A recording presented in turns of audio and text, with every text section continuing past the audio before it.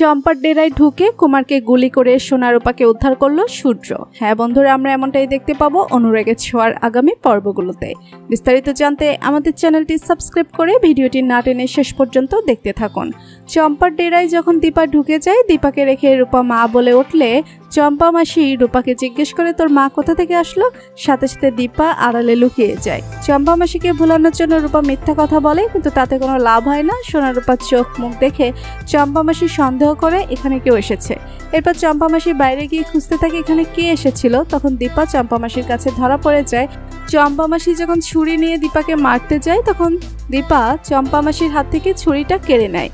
অন্যদিকে আমরা দেখতে পাই সূর্য ইরাদের গাড়ি থেকে পালিয়ে যায়। ইরা আর অনির্বাণ সূর্যকে চারিদিকে খুঁজতে থাকে, কিন্তু কোথাও পায় না। এরপর দেখা যায় সূর্য একজন ভ্যালনলার সাহায্য নিয়ে সোনা রূপাকে যেখানে আটকে রেখেছিল সেখানে যায়।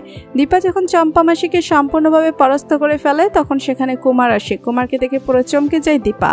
কুমার দীপাকে বলে কেমন আছো দীপা, অনেকদিন পর তোমার সাথে দেখা। দীপা রেগে গিয়ে বলে তাহলে সবকিছু তোমার চালাকি, মেয়েদেরকে নিয়ে এসব করাচ্ছ, আমি তোমাকে ছাড়বো না। কুমার দীপাকে বলে তুমি এখনো আগের মতোই রয়ে গেছো।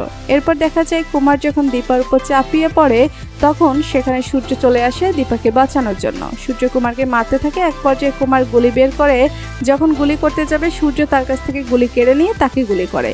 তো বন্ধুরা, তোমরা কি এমনটাই চাও সূর্য যেন এভাবে ফিরে এসে দীপার সোনা রূপাকে উদ্ধার করে? কমেন্ট করে জানিয়ে দিন আপনাদের মতামত। ভিডিওটি ভালো লাগলে লাইক কমেন্ট শেয়ার করুন। আমাদের চ্যানেলে নতুন হয়ে থাকলে চ্যানেলটি সাবস্ক্রাইব করে রাখুন, যেন অনুরাগের ছোঁয়া যে কোনো নতুন আপডেট সবার আগে পৌঁছে যায় আপনাদের কাছে।